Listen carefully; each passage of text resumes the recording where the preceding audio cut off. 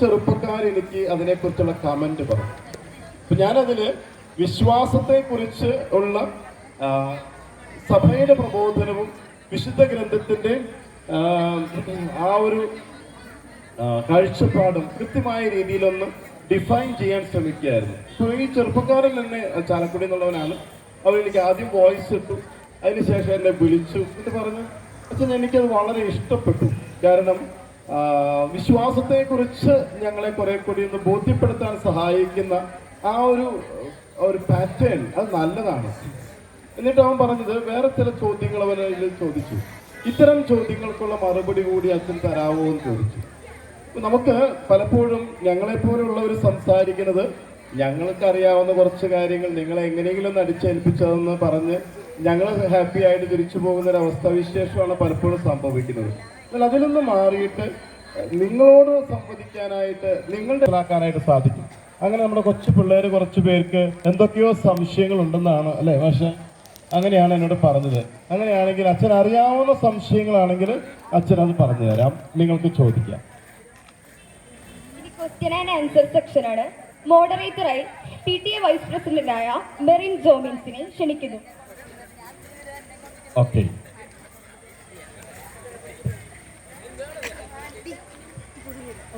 Q&A സെക്ഷന് നമുക്ക് കുറേ questions വന്നിട്ടുണ്ടായിരുന്നു. അപ്പോൾ അതിൽ ആദ്യമായിട്ട് ചോദിക്കുന്നത് ലല്ലി ജിക്കിയാണ്. ലല്ലി ജിക്കിനെ ക്വസ്റ്റ്യൻ ചോദിക്കുന്നതായിട്ട് വിളിക്കുന്നു.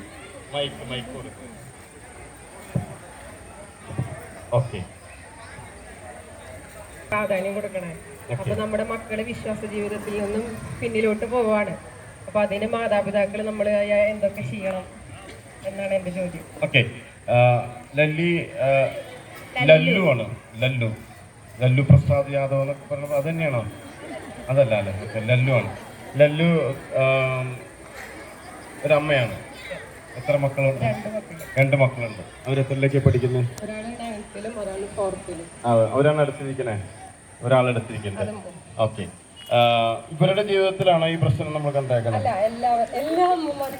എല്ലാ അമ്മമാർക്കും ഈ പ്രശ്നമുണ്ട്. അതായത് എങ്ങനെ മക്കളെ വിശ്വാസത്തിൽ, കാരണം അവർ കരിയറിനും അവരുടെ റാങ്കിനും അല്ലെങ്കിൽ ക്ലാസ്സിനൊക്കെ കൂടുതൽ പ്രാധാന്യം കൊടുക്കുമ്പോൾ ഒരുപക്ഷെ അതിന് കുറേ കൂടി നല്ലൊരു മറുപടി ചിലപ്പോണെങ്കിൽ ഇവിടെ പറയാൻ പറ്റുമായിരിക്കും.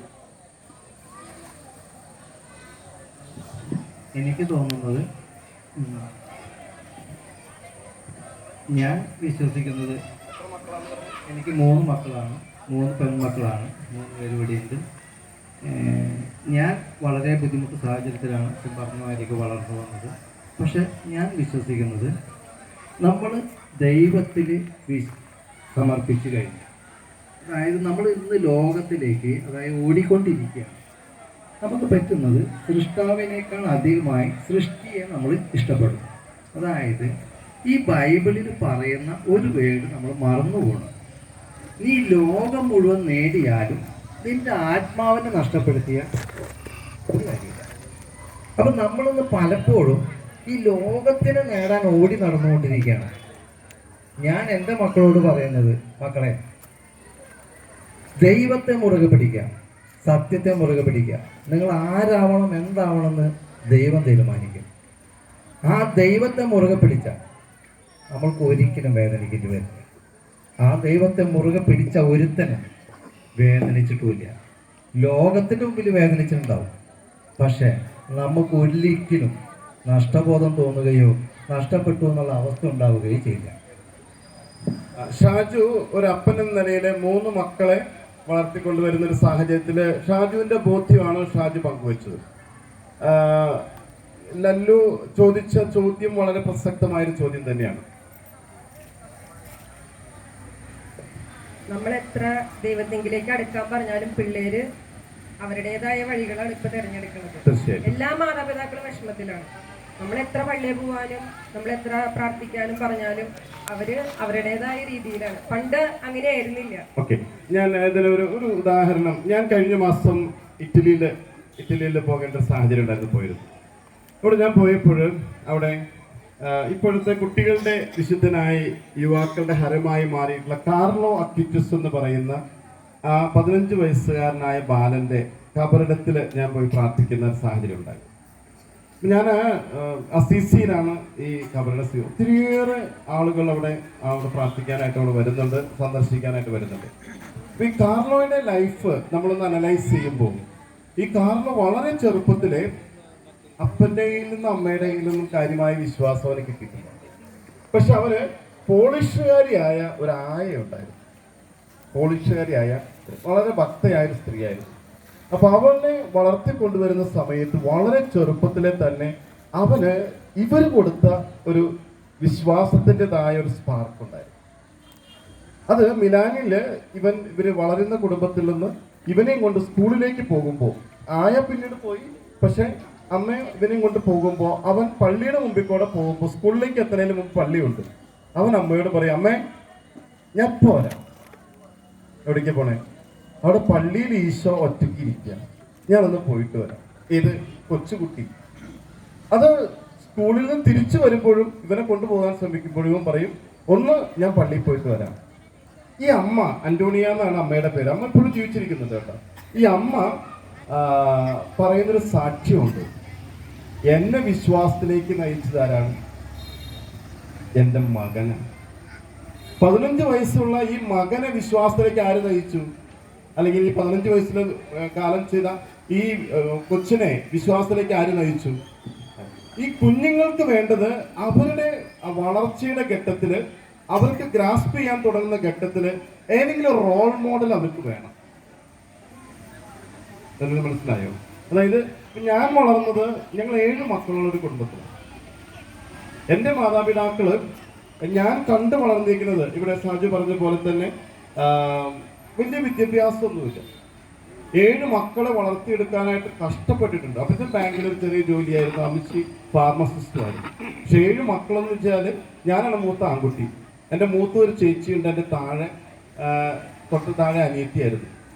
അത് കഴിഞ്ഞ് 10 വർഷത്തെ ഗ്യാപ്പിന് ശേഷമാണ് 2 കുഞ്ഞുങ്ങളെ ദൈവം ഞങ്ങളുടെ കുടുംബത്തിലേക്ക് നൽകുന്നത്. 10 വർഷത്തെ ഇടവേളയ്ക്ക് ശേഷം. അത് കഴിഞ്ഞ് വീണ്ടും 7 വർഷം കഴിഞ്ഞപ്പോഴാണ് പിന്നെയും 2 മക്കൾ ജനിക്കുന്നത്. അപ്പൊ ഈ ഒരു 7 മക്കളായിട്ട് മുന്നോട്ട് പോകുന്ന സാഹചര്യത്തിൽ ഞാൻ കേട്ട് വളർന്നേക്കുന്നതും കണ്ടു വളർന്നേക്കുന്നതും ഇത്ര മാത്രമാണ്. എൻ്റെ അപ്പച്ചൻ്റെ അടുത്ത ആൾക്കാരും ചോദിക്കും, എൻ്റെ ഇട്ടേട്ട ഇതെന്തത് 3 മക്കളെ തന്നെ വളർത്താൻ കഷ്ടപ്പെടുന്ന സമയത്ത് ഇപ്പൊ 5 പേരായല്ലോ, അപ്പോൾ ചെറിയ വീടാണ് ഞങ്ങളുടെ. അപ്പോൾ അപ്പച്ചൻ പറയാം, അതേ മുകളിലൊരാളുണ്ട്, ആളറിയാതൊന്നും വരില്ല, ആള് നോക്കിക്കോളൂ. 5 കഴിഞ്ഞ് 7 ആയി കഴിഞ്ഞപ്പോൾ ഇതേ ചോദ്യവുമായിട്ട് വന്ന ആളുകളോട് എൻ്റെ അപ്പച്ചൻ പറഞ്ഞത്, ദൈവം ഒന്നും അറിയാതെ ഒന്നും സംഭവിക്കില്ല. അതുകൊണ്ട് ആ ഒരു ബോധ്യം ഞങ്ങൾക്ക് കിട്ടിയിരിക്കുന്നത് എൻ്റെ പാരൻസിനാണ്. എല്ലാ ദിവസവും രാവിലെ ഈ അപ്പച്ചൻ 90 വയസ്സിലാണ് മരിക്കുന്നതിന് ആ കോവിഡ് കാലഘട്ടത്തിന്റെ സമയത്തൊക്കെ ആയപ്പോഴേക്കും ഇതിന്റെ 2 കണ്ണിന്റെ കാഴ്ച നഷ്ടപ്പെട്ടു. അമ്മ കൈമ പിടിച്ച് ഓട്ടോറിക്ഷ കയറ്റി അപ്പച്ചനെയും കൊണ്ട് പള്ളിയിൽ എല്ലാ ദിവസവും പോയി തിരിച്ചു വരുമ്പോൾ ഓട്ടോറിക്ഷ വീടിന്റെ പടിക്ക് നിർത്തും. പഠിക്കുന്ന ഇറങ്ങി കഴിഞ്ഞിട്ടുണ്ടെങ്കിൽ അമ്മയുടെ കൈ പിടിച്ചിറങ്ങി അപ്പൊ പിന്നെ ആ വഴി അറിയാം. ഇങ്ങനെ പോകുമ്പോൾ ആള് പാടും, നന്ദി ദൈവമേ, നന്ദി ദൈവമേ. അത് രാവിലെയും പാടും, വൈകുന്നേരം എല്ലാ ദിവസവും പ്രാർത്ഥന കഴിഞ്ഞാൽ ആള് പാടുന്ന പാട്ട് നന്ദി ദൈവമേ, നന്ദി ദൈവമേ. ഇത് വളരെ ചെറുപ്പം മുതൽ ഞാൻ കണ്ടു വളർന്നത് ഞാനാണ്. കുടുംബ പ്രാർത്ഥന എന്നുള്ളത് ഞങ്ങളുടെ വീട്ടിൽ മുടങ്ങാറില്ല. രാവിലത്തെ കുർബാനയ്ക്ക് അപ്പച്ചനും അമ്മയും പോകുന്നത് കണ്ട് ശീലിച്ചാണ് ഞങ്ങൾ വളർന്നത്. സ്വാഭാവികമായിട്ട് ഞങ്ങൾ 7 മക്കൾ വളർന്നപ്പോൾ ഇന്ന് ദൈവാനുഗ്രഹം കൊണ്ട് ഞങ്ങൾ 7 പേരും ഞങ്ങളൊക്കെ ചിന്തിക്കാവുന്നതിനേക്കാളൊക്കെ അപ്പുറം. എൻ്റെ ഒരു അനുജനും കൂടി അച്ഛനുണ്ട്. മറ്റേ അനുജൻ അമേരിക്കയിൽ, അവന് വലിയൊരു ബിസിനസ് സാമ്രാജ്യത്തിലാണ് അവൻ ജീവിക്കുന്നത്. 4 സഹോദരിമാർ, 4 പേരും ഹൈലി എഡ്യൂക്കേറ്റഡ് ആണ്, 4 പേരും ജോലിക്കാരാണ്. എല്ലാവരും ടോപ്പ് ലെവലിലേക്ക് ദൈവം എത്തിച്ചത്. ഞങ്ങൾ കടന്നു പോകുന്ന ആ ഒരു കനൽ വഴികൾ കുറേ ഉണ്ടായിരുന്നു. പക്ഷേ ഞങ്ങൾ അറിയാതെ ഞങ്ങൾക്ക് കിട്ടിയ ഏറ്റവും വലിയ സമ്പാദ്യം എന്ന് പറയുന്നത് മാതാപിതാക്കൾ അവരുടെ ജീവിതത്തിൽ ഈ ഒരു ട്രസ്റ്റ്, ദൈവത്തിന്റെ പരിപാലനയിൽ വിശ്വസിച്ചാൽ മതി, ഒരു കുറവും വരില്ല എന്ന് പറയുന്ന ബോധ്യം, അത് പറയാതെ പഠിപ്പിച്ചു, ജീവിതത്തിലൂടെ പഠിപ്പിച്ചു. എല്ലാവരും ഇത്രയും ചിന്തിച്ചാൽ മതി, വേറെ ഒന്നും വേണ്ട. അതായത് ഞാൻ ആരിലാണ് ആശ്രയം വെക്കുന്നത് എന്നുള്ളത് ഈ മക്കൾ തിരിച്ചറിയേണ്ടത് എൻ്റെ വാക്കുകളിലൂടെ, എൻ്റെ പ്രവർത്തികളിലൂടെ, എൻ്റെ സാക്ഷ്യത്തിലൂടെ. അത് തിരിച്ചറിഞ്ഞാൽ ഒരുപക്ഷെ ചെറുപ്പത്തിൻ്റെതായ കുറച്ച് വൈകല്യങ്ങളിലൂടെയോ പ്രതിസന്ധിയിലൂടെ അവർ കടന്നു പോയാലും അവിടെ ഒരു മൊമെന്റ് ഉണ്ടാകും. സാജി പറഞ്ഞതുപോലെ അല്ലേ, ദേ വിൽ റിയലൈസ് എന്താണ് ഇങ്ങനെയുള്ള ഘട്ടത്തിൽ ഞാൻ ആശ്രയിക്കേണ്ടതുണ്ട്. നമ്മൾ ബസ്സിൽ കയറുമ്പോൾ നമ്മൾ പറയാറില്ലേ, നിൽക്കുകയാണെങ്കിൽ പറയും മോളിലെ കമ്പിയിൽ പിടിച്ചോളൂ എന്ന് പറയും അല്ലേ. മോളിലെ കമ്പിയിൽ പിടിച്ചിട്ട് വേണം യാത്ര ചെയ്യാൻ. താഴത്തെ കമ്പി പിടിച്ച് ചിലപ്പോൾ പെട്ടെന്ന് നമ്മൾ ഒലഞ്ഞു പോകും. ഈ പിടുത്തം നമുക്ക് സ്ട്രോങ് ആയിട്ടുണ്ടെങ്കിൽ കുഴപ്പമുണ്ടാകില്ല എന്ന് നമ്മൾ നമ്മുടെ മക്കളെ പഠിപ്പിക്കേണ്ടത് ഇത്ര മാത്രമേ ഉള്ളൂ. വേറെ ഒന്നും ചെയ്യേണ്ട, ബാക്കി നടന്നോളൂ. ക്ലിയർ ആണോ? ഓക്കെ. അപ്പൊ മാതാപിതാക്കളാണ് ഏറ്റവും പ്രധാനപ്പെട്ട വിശ്വാസ പരിശീലകർ എന്നുള്ളത് നമ്മൾ മറക്കാതിരിക്കുക. നിങ്ങൾ ജീവിച്ച് കാണിക്കുന്നതാണ് മക്കൾക്ക്. രാജു എഗ്രി ചെയ്യുന്നുണ്ടല്ലോ അല്ലേ? 100%. ഓക്കെ, അതാണ് ആ ഒരു വിഷയത്തില്. സമയത്തിന് ദീർഘമായി എനിക്കറിയാം, എന്താണ് ഞാൻ സംസാരിക്കുന്നത്.